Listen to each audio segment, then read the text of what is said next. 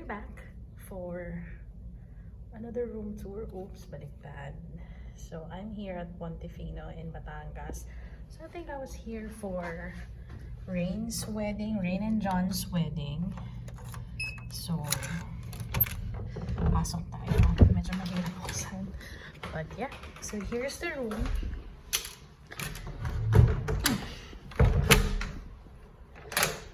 It's just me here, so let's have a quick look. So here's the door. Spacious naman, in fairness. So here's the coffee area. So here, nagamit ko na. So I was here last night. So they have coffee, brown sugar and cream. They have 4 bottles free, 350 ml, and this is mine. Of course, the case here, cabinets. They have the mini fridge here, and these are empty spaces.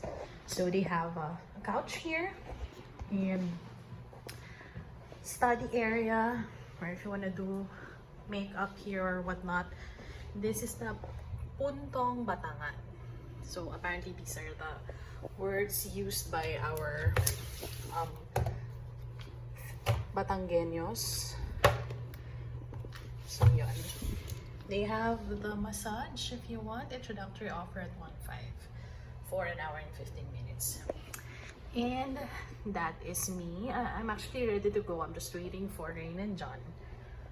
So we're going to their place for the Thanksgiving Mass for Maddie's 10th birthday. So here's the view outside. So there's the pool.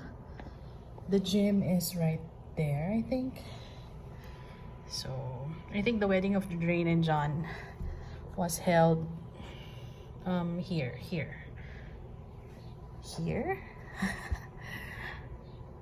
Basta yan, yung may white na roof.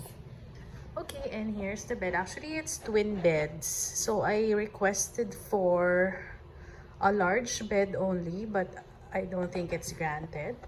But yeah, it's okay. So pinagdikit ko na lang sila. Here's the TV.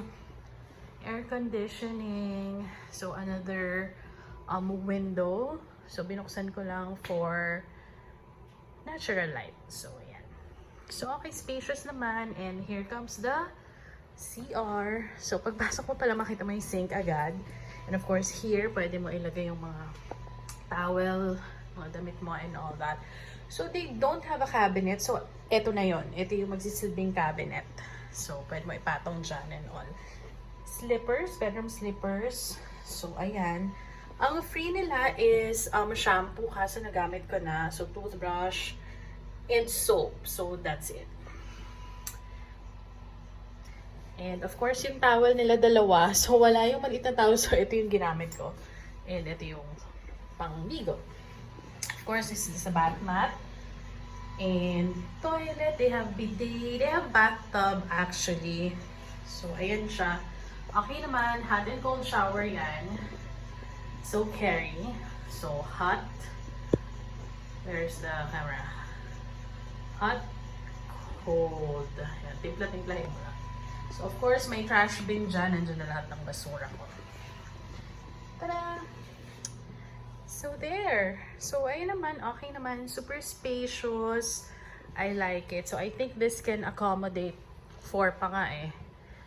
But yeah, yun lang. So I'm just happy to be back, and of course to see Rain, Maddie, and John again after quite some time. So that's me on the back of my phone when I was a kid, and the 50 pesos fad. No, behind you on fad, sorry. Mga Chinese friends natin. So they said that it's lucky, so I did it. So that's it. Good morning from Batangas.